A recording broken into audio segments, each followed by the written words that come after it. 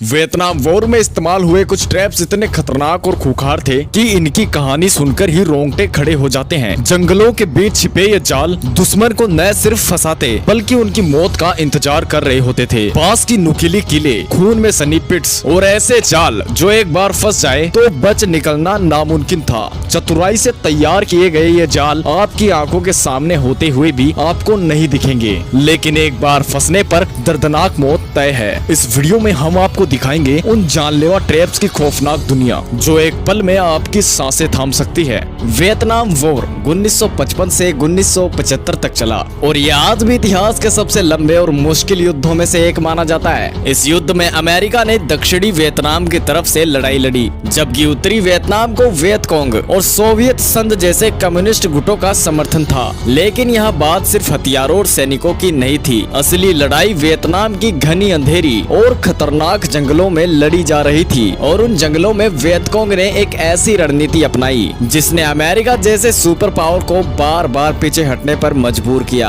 अब चलिए उन खतरनाक ट्रैप्स की बात करते हैं जो वियतनामियों ने तैयार किए थे। सबसे पहले आता है पंजे स्टिक्स, बांस की नुकीली छड़े जो जमीन में छिपा दी जाती थी और सैनिकों को बिल्कुल भी अंदाजा नहीं होता था कि वे कब इसमें गिर जाएं। बस एक कदम गलत और पैरों में तीखी छड़े घुस जाती और सैनिक या तो पूरी तरह घायल हो जाता या उन्हें तुरंत मेडिकल हेल्प की जरूरत पड़ती। कुछ छड़ों पर जहर भी लगाया जाता था ताकि इन्फेक्शन और तेजी से फैले। अब बात करते हैं बाउंसिंग बेडी की। ये माइंस जमीन में छिपाई जाती थी और जैसे ही कोई सैनिक इसके पास आता ये ऊपर उछलकर विस्फोट करती। एक माइंस जो आपके कमर से पैरों तक का हिस्सा उड़ाने के लिए बनाई गई थी। इसका न सिर्फ शारीरिक असर था बल्कि मानसिक भी। सैनिक हर कदम संभाल कर रखते क्योंकि उन्हें हमेशा लगता था कि नीचे कुछ छिपा हो सकता है। ये माइंस खास तौर पर उन सैनिकों को कमजोर करने के लिए डिजाइन की गई थी जिन पर भारी हथियार होते थे। अब आप सोच रहे होंगे कि आखिर इन ट्रैप से वियतनामियों को क्या हासिल हुआ, तो इसका जवाब है मनोवैज्ञानिक युद्ध। ये ट्रैप दुश्मन को शारीरिक चोट से ज्यादा मानसिक दबाव में डालने के लिए थे। अमेरिकी सैनिक हर वक्त तनाव में रहते थे क्योंकि उन्हें नहीं पता होता था कि अगला कदम उनके लिए कितना खतरनाक हो सकता है। इसी वजह से उनकी चाल धीमी हो जाती थी,